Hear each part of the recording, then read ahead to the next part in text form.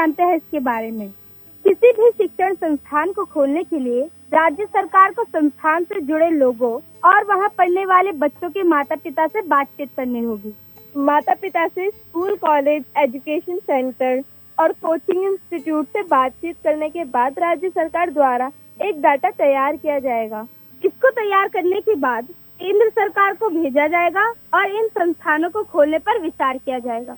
ऐसा माना जा रहा है स्कूल, कॉलेज, एजुकेशन सेंटर और कोचिंग इंस्टीट्यूट को खोलने का फैसला जुलाई में लिया जा सकता है। शैक्षणिक संस्थानों को खोलने की परमिशन मिलने के बाद स्वास्थ्य मंत्रालय स्टैंडर्ड ऑपरेटिंग प्रोसीजर जारी करेगा।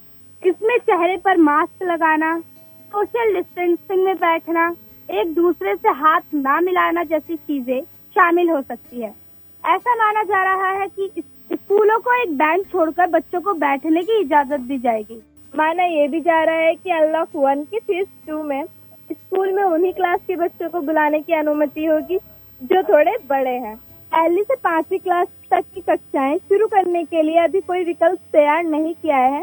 सरकार इन कक्षाओं के छात्रों के लिए हालात सामान्य होने का इंतजार कर सकते हैं।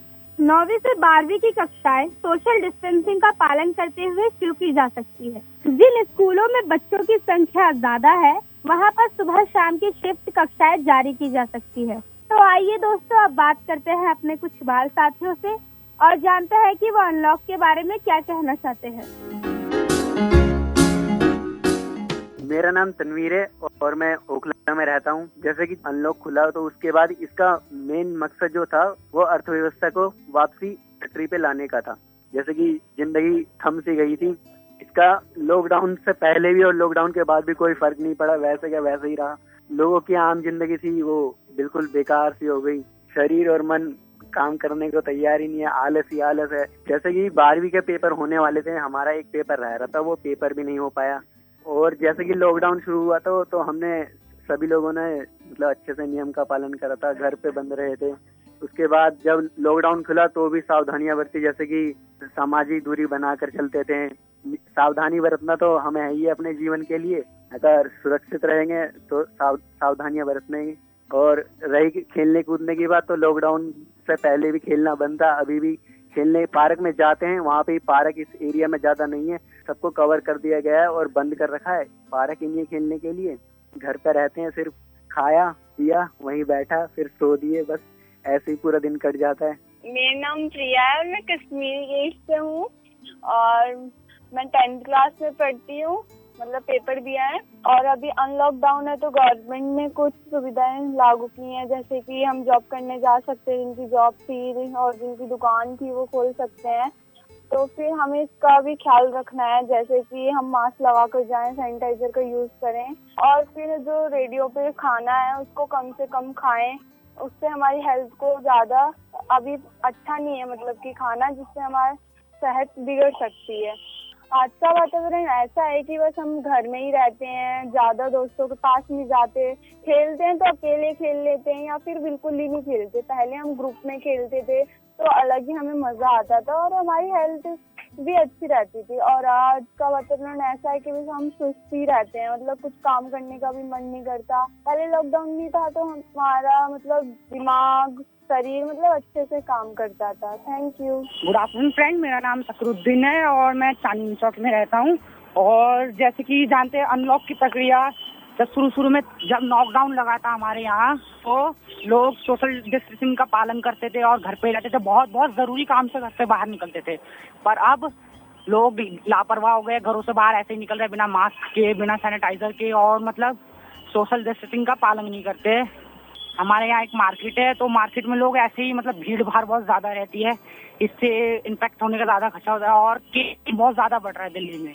जब पार्क खुला, अनलॉक की प्रक्रिया शुरू हुई, लोग पार्क जा रहे, बड़े लोग भी पार्क जा रहे। जब बड़े लोग जा रहे पार्क में, वो इधर उधर बैठे, भीड़ मतलब इकट्ठा होके बैठे, ना गैप, सोशल डिस्टेंसिंग कुछ नहीं कर रहे। उसके हिसाब से बच्चे जो होते हैं वो भी आ रहे हैं, माँ बाप बच्चों के ऊपर ध्यान नहीं दे रहे। जब लॉकडाउन था तो बहुत ज्यादा ध्यान दे रहे थे, बच्चे को घर से बाहर नहीं निकलने दे रहे थे, कहीं नहीं जाने दे रहे थे। और अब जब से लॉकडाउन खुल गया, माँ बाप भी मतलब बच्चे के ऊपर ज्यादा ध्यान नहीं दे रहे। बच्चा बाहर जा रहा है, पार्क में जा रहे हैं, मतलब बच्चों के बाहर दोस्त जो होते हैं, बच्चे तो हम बच्चों को, छोटे बच्चों को क्या पता लॉकडाउन क्या है, उनको क्या पता, वो उनके दोस्त बुला रहे, वो चले जा रहे हैं, माँ बाप ध्यान नहीं दे रहे। Good morning all of you, मेरा नाम मुमताज है और मैं अंगज फाउंडेशन की तरफ से बोल रही हूँ। तो भारत में जो लॉकडाउन था वो 22 मार्च 2020 को हुआ। इस लॉकडाउन के बीच में मुझे, मेरी फैमिली या फिर हम सभी को बहुत ज्यादा परेशानियों का सामना करना पड़ा। जो मेरे पापा भी लेबर मजदूर है, हमें इस चीज की बहुत ज्यादा दिक्कत हो रही थी। हम अपना किराया कैसे भरेंगे घर का या फिर अदरवाइज कुछ भी। इसलिए मेरे पेरेंट्स ने मतलब सब्जी की रेडी जो होती है उसे खोलने के बारे में सोचा, लेकिन जो बाकी की आम जनता थी वो इस बारे में क्या कर सकती, सभी तो सब्जी नहीं लगा सकते, इसलिए कई ज्यादा परेशानियों का सामना करना पड़ रहा था। मैंने 10वीं के एग्जाम दिए थे अभी, तो मतलब उसका रिजल्ट भी आने में भी बहुत ज्यादा टाइम लग गया। अब मैं 11th की क्या पढ़ाई कर सकती हूँ, ना मेरी ऑनलाइन क्लास लग पा रही है ना कुछ हो रहा है, क्योंकि ऑनलाइन क्लास हम कैसे लगा सकते हैं, ये चीज बहुत ज्यादा कैपिटल है। फिर इसके बाद अब जो लॉकडाउन है वो हटाया जा रहा है, तो लॉकडाउन जो हटाया जा रहा है, बीमारी का स्तर तो कम हुआ ही नहीं, जो लॉकडाउन हटाया जा रहा है। मेरा नाम दीपक है और मैं INA से हूँ। लॉकडाउन खुलने के बाद जो दुकानें खुल गई है और बहुत सी चीजें खुल चुकी हैं, और जो मम्मी पापा का जो काम था, पापा का तो खैर अभी नहीं हो पा रहा काम, और मम्मी का है, तो मम्मी का जो काम था वो अब थोड़ा बहुत ठीक चलने लगा है। और जो आस पड़ोस के लोग भी हैं उनका भी मतलब थोड़ा बहुत ठीक चलने लगा है। और हमारे यहाँ पहले बहुत सी दिक्कतें थी, अब लॉकडाउन खुलने के बाद थोड़ी सी तो कम हुई है। जैसे पहले रूम का अभी 2-3 महीने का किराया था तो वो नहीं दिया था, तो अब लॉकडाउन खुला है तो वो दिया।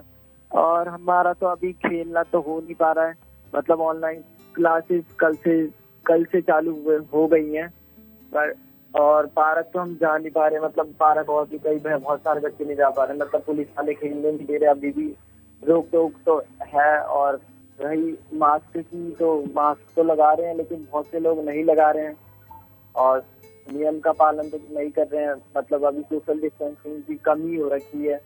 मार्केट में जा रहे हैं तो वहाँ पे भी लोग कम लगा रहे हैं, तो इस वजह से उनके मतलब कुछ लोगों के चालान भी कट रहे हैं। नमस्कार, मैं लवी INA से हूँ। आज हम बात कर रहे हैं अनलॉक पर। अनलॉक के कारण लोगों के रोजगार खुल गए हैं। हमारे आसपास सभी मजदूर अब काम पे जाने लग गए। उनकी परेशानियां भी काफी हद तक सुधरी हैं, उनके हालात भी सुधरे हैं। अब बात किया है बच्चों की पढ़ाई के बारे में, तो पहले भी स्कूलें बंद थी, अभी भी बंद है, पर ऑनलाइन पढ़ाई में काफी सुधार आए हैं। अब बच्चों को एक एक पॉइंट अच्छे से समझाया जाता है, जिससे उन्हें आगे चलकर कोई परेशानी ना हो। इससे हम थोड़ी मुश्किल तो होती है हमारे आसपास के लोगों को। अभी भी देखा है कि बहुत से लोगों के मुंह में मास्क नहीं होता और कहीं सोशल डिस्टेंसिंग का पालन भी नहीं किया जा रहा है।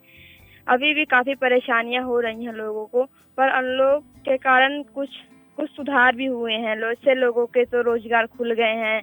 अब धीरे धीरे शायद स्कूलें भी खुल जाएं। हेलो फ्रेंड्स, मेरा नाम सरफराज है, मैं कल्याणपुरी में रहता हूँ। लॉकडाउन तो खुल गया है और ये कोरोना वायरस है, अभी इसका वायरस नहीं मिला है, तो इसका एंटीडोट नहीं मिला है, जिसकी वजह से हमें मास्क लगाना चाहिए।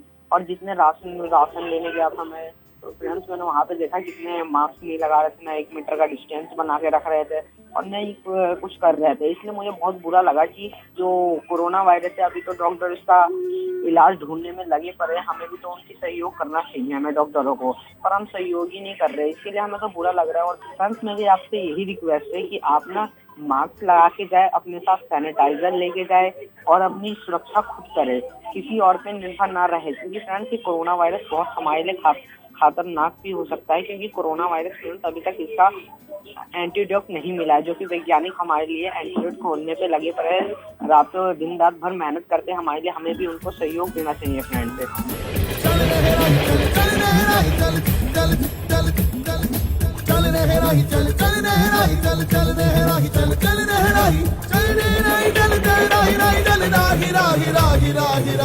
चल उठ बुड़बक जाग जरा, चल अपना रास्ता बना, मुस्कुरा के तू जिंदगी का जश्न मना। बदलेगा खुद को तो ही बदलेगा ये जहां, अब तुझसे शुरू होगी आगे की दास्तां।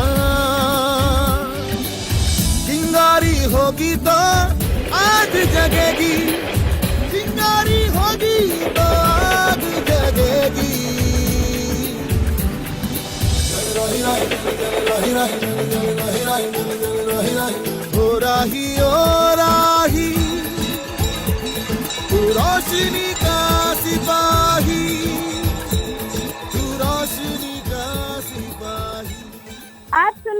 एक कार्यक्रम बच्चों की नजर से जो आप तक लेकर आया है बटरफ्लाइज ब्रॉडकास्टिंग चिल्ड्रन।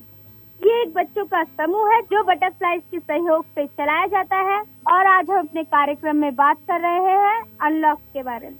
दोस्तों, कोरोना वायरस के प्रसार के साथ ही लगभग हर हफ्ते किसी न किसी क्षेत्र से हजारों कर्मचारियों को बिना वेतन की छुट्टी मिल रही है, नौकरी से निकाला जा रहा है। फैक्ट्रीज, कारखाने सभी ठप है। ऐसे में संस्थान अपने कामगारों की छटाई कर रही है और हर कोई इसी डर के साए में जी रहा है कि ना जाने कब उनसे उनकी नौकरी छीन ली जाए। इसके अलावा स्वरोजगार में लगे लोग, छोटे मोटे काम धंधे करके परिवार चलाने वाले लोग सभी घर में बैठे हैं और उनकी आमदनी का कोई स्रोत नहीं है।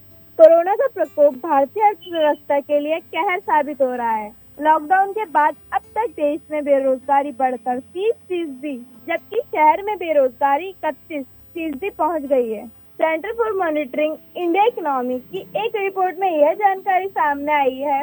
मार्च में पूरे महीने की बात की जाए तो बेरोजगारी दर पिछले 43 महीनों के सबसे ऊंचे स्तर पर पहुंच गई है। दोस्तों, खुद को कोरोना वायरस से कैसे बचाएं, आइए जानते हैं। कोरोना वायरस यानी कोविड-19 से बचने के लिए आप नियमित रूप से अपने हाथ साबुन और पानी से अच्छे से धोएं। जब कोरोना वायरस से संक्रमित कोई व्यक्ति खांसता या छींकता है तो उसके थूक के बेहद बारीक कण हवा में फैलते हैं। इन कणों में कोरोना वायरस के विषाणु होते हैं। संक्रमित व्यक्ति के नजदीक जाने पर ये विषाणु युक्त कण सांस के रास्ते से आपके शरीर में प्रवेश कर सकते हैं। अगर आप किसी ऐसी जगह को छूते हैं जहां ये कण गिरे हैं और फिर उसके बाद उसी हाथों से अपनी आँख, नाक या मुंह को छूते हैं तो ये कण आपके शरीर में पहुंचते हैं।